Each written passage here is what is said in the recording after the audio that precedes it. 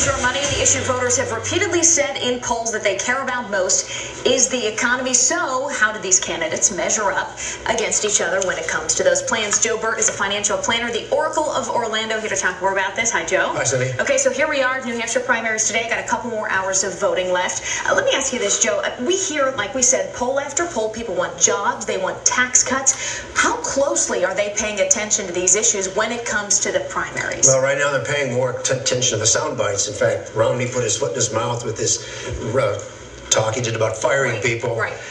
Taxes are important, particularly the hardcore Republicans. You know, we're always been after lower taxes and simpler taxes.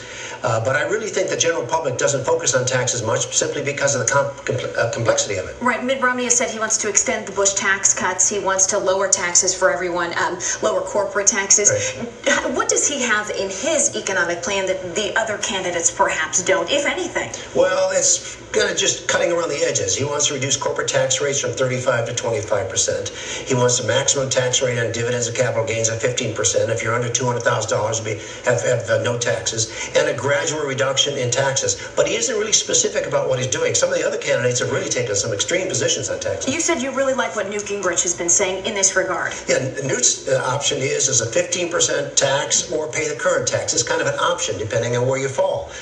Santorum is going after eliminating taxes altogether on manufacturing. And Santorum wants to encourage families with tax credits for families that have children and so forth. I wanted to ask you this. You brought up the comment Romney has been criticized, especially over the past day or so, about a comment he made saying, I like to fire people. Now, he was specifically talking about insurance companies when he doesn't feel they're doing the job. Firing a vendor, firing somebody that's providing you services, not employees. Makes sense, right? Sure. Yeah, we don't. I mean, if the lawn guy isn't doing a good job, you're going to fire him. You need to do that, and that's what that's what it's all about. Right. But he's being crucified for it. And as final question here, Joe, as we wrap up these couple remaining hours in New Hampshire, do you think these pocketbook issues are going to be what determines not only this outcome in this primary, but the other ones, or does it just kind of get pushed back until the general election? It's always jobs, jobs, jobs, and particularly with the unemployment rate that we've had, it's going to be the issue in November, guaranteed. Joe Bert, thank you so much. All right, sorry. Bob.